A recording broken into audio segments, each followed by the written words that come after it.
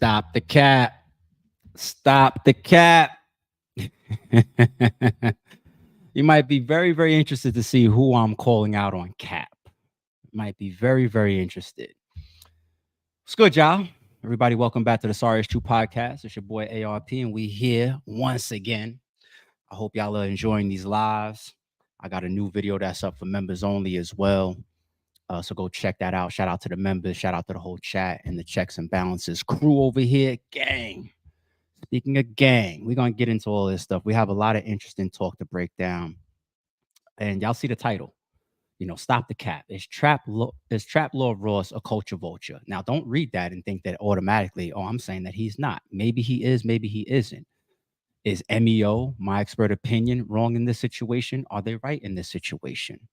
I got some things to discuss. I love this topic. And shout out to my expert opinion. Shout out to the homie Mav. I'm catching up on this this great interview you have here with Trap Lord Ross at this point. And I think I watched 2 of them. You probably got like 3 or 4 segments out already. I didn't finish them yet, but I didn't see the question get asked that I asked you to ask Ross when he came on. All right. I didn't see that question get asked yet, man. That was a very interesting question. And you guys are going to see me ask them and pose the question myself. It's a question that I was on the line with Math and I asked him, I said, yo, when you got Trap up there or Ross up there, ask him this. And I'm going to bring it up. It's another interesting angle towards this whole culture vulture and what Trap Lord Ross represents. Before I play this clip, I assume everybody here knows who Trap Lord Ross is, right? In case you don't, who is Trap Lord Ross? Trap Lord Ross is a guy that came up in the YouTube space. And he covers a lot of hip hop controversy. He covers hip hop beefs, hip hop wars. He's covered different rap scenarios. He's got some positive stuff on his channel too. I'm not going to just jump out the window like all he does is drama. He's got some positive stuff on his channel, but you're going to see documentaries on his channel like, the fallout, I guess, of like Kim and Eminem, or, Kendrick and Drake stuff, or the King Von serial killer documentary. That was an amazing doc that man put together. His work and his quality is impeccable. I got to give that to Trap Lord Ross. He's came a long way. I remember some of the early content on his channel, and I watch almost all the new content on his channel too. Great content, great channel. That's kind of some of the background of that man and this culture vulture topic. Before we go there, let's play a clip from my expert opinion. Let's see where we're getting this from. If we're rallying back, if we're going to talk about it, let's talk about it. The fact is, this is your lane. This is what you've done. This is the attention you've called to it. I don't know how many deaths have happened because of what you covered. 0. Okay, you're sure about 0. That? You're sure about that? You saying I got bodies? No. That's crazy. I'm also not laughing at it because all the bodies we're talking about are black. So I'm not okay to joke about that. And I never said you had bodies. I said, but that doesn't make you. That doesn't mean you're. That doesn't. I'm not responsible. I'm standing on that. I get that you would. Okay, that's really the only clip that I'm going to play. That's the only clip piece that I need right now to continue to set my foundation and speak on the topics that I now want to talk about. So right there was pretty clear. One of the co-hosts from My Expert Opinion, Mac, asked Trap Lord Ross about his responsibility to deaths happening in the community. When we say community in this particular video, we're talking about the black community, right? And Trap Lord Ross says, clearly, I'm standing on that. I'm not responsible for that. Takes a quick joke like you're saying, I got bodies. You're saying that I'm the one that's out there pulling the trigger, but he then turns serious and says, I'm standing on that. I don't have, any direct impact on murders and killings based on the content that I'm doing on my channel. Man, this is interesting stuff. All right, let's really start here. We don't want to hear you say nigga no more. If you take it there, I'm taking it further. Ooh, something you don't want to do. What is a culture vulture? Kendrick was just accusing Drake of this, right? Calling him a colonizer and all this type of stuff. What is a culture vulture, y'all? Let's get the definition straight first. because there's a lot of ignorance that's caught up in the term or the accusation of culture vulture. Immediately it goes to white person in black culture, culture vulture accusation. Let's define what a culture vulture is. Take the culture out for a second. What's a vulture? What are vultures known for? What do they primarily do? A vulture eats. That's a double meaning when I say the word eat. Money, food, eat off of work that's not theirs. For example, let's take it to real Mother Nature. You can have a pack of or a pride of lions. They're out in the jungle, they hunt, they take down a buffalo or some shit, right? When they're done feasting on the buffalo and they scatter and they move away, here comes the vulture to feast on the remains of the carcass, to eat, keyword eat, off of something that wasn't his work. That pride of lions, they're the ones in the field. That's another double meaning for you. In the field. They're the ones in the field being active. They're the ones, putting in the work. They're the ones that's part of that culture, that system of surviving death and you know, taking down your prey, predator versus prey.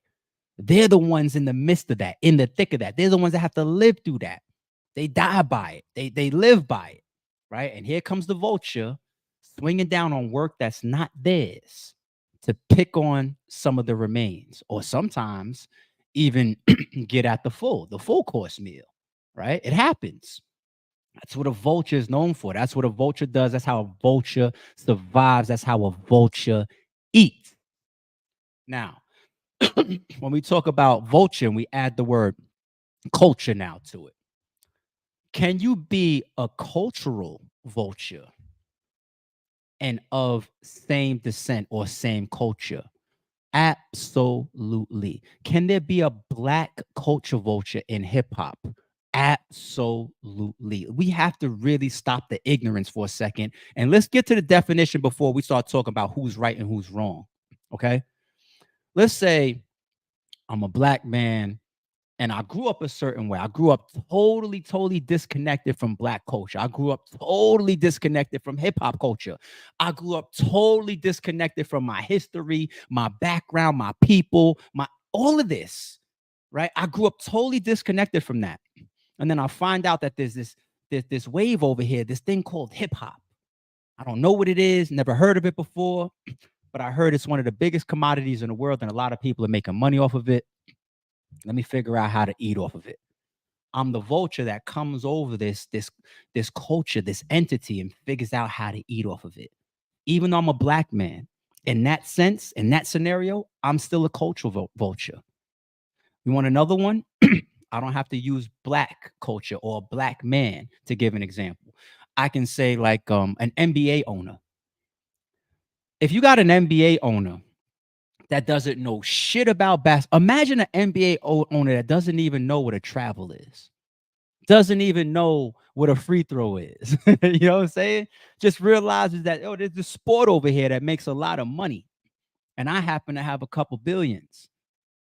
Somebody came to me and said, yo, I know this basketball team, this sports team that's up for sale. Yo, give me $1 billion and fuck it here. And then he comes in, makes all this money off of this sport, this culture, doesn't know anything about it, or possibly doesn't even care anything about it. But there's an opportunity to eat. Doesn't come from that, doesn't know nothing about it, was never involved. It's no different than coaches in the NBA. Why do you think the players tend to respect the coaches that played before in the league? You see all the links here. Okay. So when we lay that foundation and when we do away with the ignorance of what a culture vulture really is, okay, it doesn't matter if you're black or white. It matters what you come from, what your true investments have been, what you're involved in, what you really love, what you really support, what you're really a part of. That's what makes you of a culture. You go over to Asia and some of these or whatever, and hip hop over there is huge. Huge. You can't take that from them. That's their culture too. You got the Dr. Umars of the world. that'll constantly try to put this imagery in my mind to discredit the Eminems of the world. You look around Eminem, what culture do you see around him? How do we think he came up? What areas did he come up in? How long has he been rapping? How long has he been battle rapping? How long has he been earning his stripes in hip hop? How long has he been living within the culture? He's not one of the culture. He's not of hip hop culture. He absolutely is. Eminem, you can never paint him as a culture vulture to me. Your track record will teach you if somebody's a vulture or not. Now, let's get to the question now that was just asked of Traplo Ross. Are you responsible for the bodies? So Traplo Ross vehemently answers no, and he's standing on that. It's an incorrect answer, and it's also a missed question. The missed question is direct versus indirect. Is Traplo Ross directly responsible for all the murders that happen behind his content? Logically, no. I said the word all. Logically, no. Can you definitely say without being naive that he's indirectly involved in murders or involved in crime? You would be naive to say no. Because I think Traplo Ross is smart enough to know, as well as Mech was also sharp enough to imply. And I think Mav jumped on it as well later on in this video, where he says these kids chase clout. That this word clout chasing, it's a real thing. They chase clout, they chase reputation, they chase stripes, right? Think even to gang reputation, right? If somebody don't know that you got jumped in or you put in some type of work, like they don't even treat you as valid in certain places and in certain gangs, certain cliques, certain areas, right? People want their stripes. It's no different why people can't fucking do anything without recording it. They want people to know. They want their stripes. They want their public recognition. They want their rec. They want it on their jacket, right? So indirectly, when Traplo Ross, who has this huge channel, covers gang XYZ out of Chirac, and they're saying and he's saying shit that maybe is right or wrong. This particular gang is responsible for creating the name of this street over here and offing these 10 people over there. You got people from the opposite gang that's looking at that like, what? They did what? No, they up on it. Wait, since when does the scoreboard reflect that they in the lead? They feel away. Absolutely. There's been people from Chicago that has come on DJ Academic's platform and interviews and expressed this to him. Natives from Chicago that are smart enough to understand the word influence. That's what influence does. And when you tie it into the need to be recognized and wanting clout or wanting respect or wanting stripes, you would be ignorant and naive as shit to feel like the type of coverage that Traplo Ross does and the amount of viewership that he has and the way that he paints certain pictures, as if there's not people following that and being motivated to do certain things behind the messages or the videos or the document. There's even people that aspire to be on his documentaries. You're gonna really try to tell me that Traplo Ross or even DJ Academics, when he was doing the war in Chirac, that he wasn't covering some of these people and introducing some of these people to the world, and in the back of their mind, some of them wasn't hype or happy that, oh, now I got niggas in New York and LA and Atlanta and all these places that know me because Traplo Ross just said that I'm a stepper, I'm a killer, I'm a shooter, I'm part of. Are you kidding me? Indirectly, you better understand the responsibility that comes with your content. So when Traplo Ross says, I don't got any bodies, I'm not responsible. Directly, did you pull the trigger? Did you slash with the knife? You know what I'm saying? Did you tie somebody up? Did you put somebody in the trunk? No, you didn't. No, you didn't. But the type of influence that comes with your content creates action. Anybody that thinks differently would be naive. Now, let me go. I'm gonna go back side to side for a second. Now, let me shoot back at Mech and MEO for a second, because I do believe that it's very, very easy to go at a Trap Lord Ross sitting there, this guy with a bow tie on, this white guy in the barber shop that's way out of his state, way out of his country. He's not from here, right? And he's sitting down in this establishment and go at him. If Little Dirk is sitting in that chair, I'm not trying to pull nobody's card like Mech's card or nothing like that. Comes across as a solid, sturdy guy. But if you put Little Dirk in that chair, does he press Little Dirk the same? Does his voice stay as elevated for that long? No. First of all, Little Dirk will do things like push back. And when I say push back aggressively. There's certain vibes that certain people will sit in that chair and give off. Or they'll walk the fuck off out or walk out on you. You know what I'm saying? Or you may not even really go there based on the temperament to begin with. You know what I'm saying? Or you might even get checked off rip. Like, don't you dare ask me about, FBG Duck or whatever, blah, blah, blah, blah, blah. And I bet you don't blindside him and still ask him when the camera's cut on. So I think it's very, very easy in this case to press Trap Lord Ross or whatever. But the people that he's covering, let's be real, sorry it's true. Those are the roots. Point number 3, sticking with the roots. Now I'm going to get into why I think Trap Lord Ross is full of shit, as well as why I think Mech is wrong. Okay? Let's start with Mech and the root. This is a problem that we have as people. This is a problem that we have as humans. This is a problem that we have in society that even aids in billion-dollar corporate industries. For example, the pharmaceutical industry. One thing that we do as people, as humans, as cultures, as white men, as black men, as Asians, as Hispanics, as everything, we treat the symptoms instead of the root causes all day, every day. God forbid, I might have lung cancer and I'm coughing all day long. I'm a cigarette smoker all day long. All day fucking long.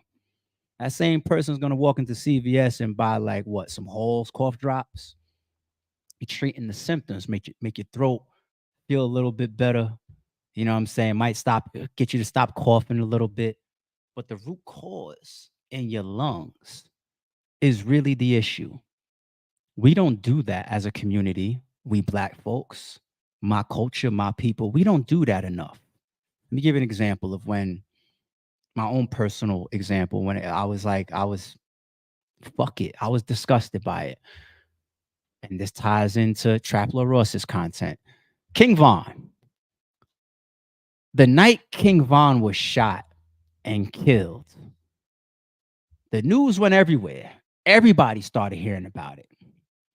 There was an audio clip that came out from police dispatches, saying like for all the local units or whatever, if you're going over around this block, I guess old block or whatever, you know what I'm saying, go with double units, double cars or whatever, or be extra cautious or whatever, because King Von got killed and there could be retaliation, because the initial word was that cops killed King Von.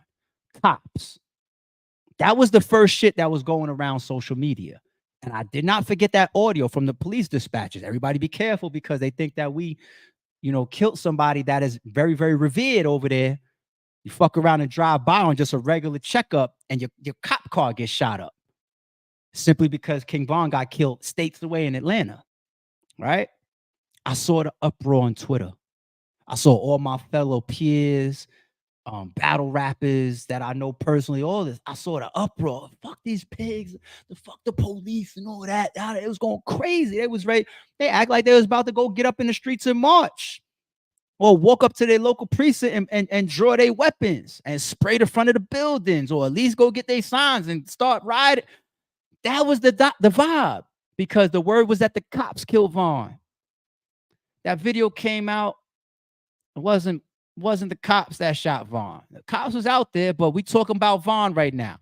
Von didn't get killed by no cops.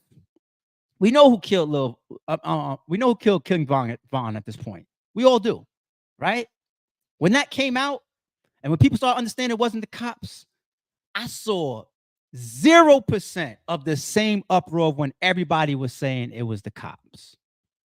0%. 0 fucking percent. And I'm still disgusted by it. Still. Some of the reasons for that is our people, my people, black culture. We are numb to, we are desensitized to, we accept, we promote. Some of us even enjoy the genocide and the murder of each other. There's a lot of platinum selling artists at the core of their content, just murdering of each other. Anybody ever heard of drill music?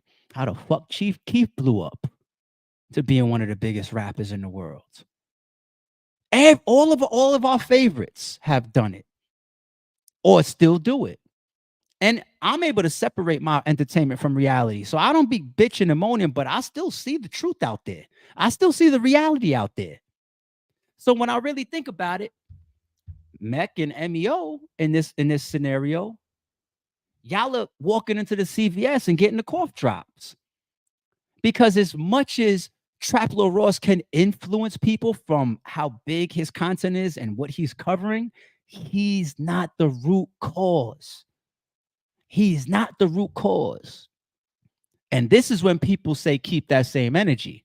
Because if you're willing to have that much energy towards Trap Lil Ross, who could be looked at as a symptom in certain cases, not all, only certain cases, due to his influence and clout chasing and whatnot, right? You got to have 100 times the energy for the actual root cause, the actual rappers that he's doing documentaries about, the actual murderers like King Von that he's actually doing videos about. I don't see nobody out here disrespecting King Von's name other than Charleston White. And that might sound like a shout out. And I don't fuck with Charleston White, but I'm making a point. I don't see y'all out here rioting over King Von. You know what I'm saying? I don't see y'all rioting over the last song that just came out where niggas is killing a million ops or whatever. Boom, boom, boom, boom. I don't see y'all revolting about some of these wars in Jacksonville or whatnot that came out. The Folios and all of that. And I don't see y'all revolted around these people. I don't. These are quote unquote the root causes. These are the root causes, right? Everybody's supporting Young Thug right now. Everybody wants him out of the courts and out of jail, right? But nobody's talking about, the stuff that he rapped about, because I'm not even going to try to imply guilt of the real street shit. But you see my fucking point. Because those are the people that Trap Lil Ross is actually doing documentaries on. The roots, quote unquote. Once again, I'm not saying who's guilty and who's not guilty. I'm not judging jury. Right? No?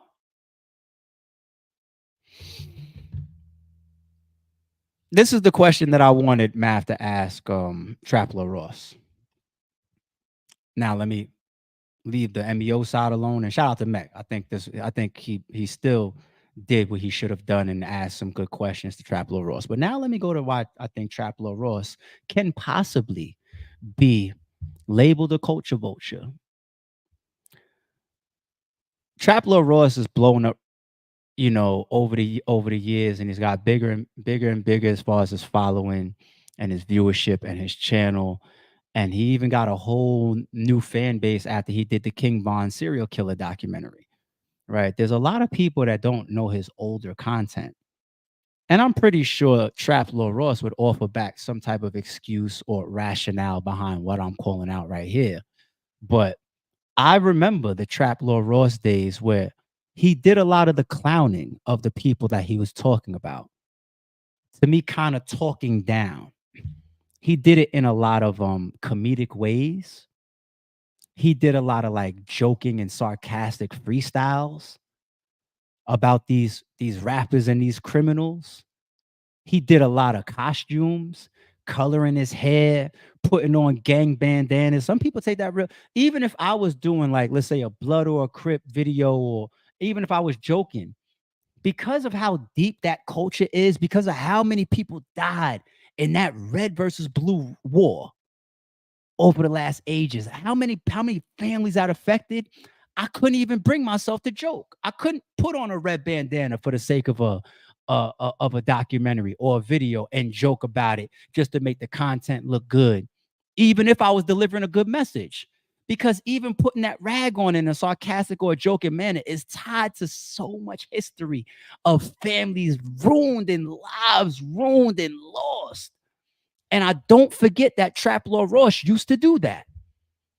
He did that a lot, a lot. And because of his intelligence level, he was able to sarcastically punch down at a lot of the ignorance that he was covering and eating off of.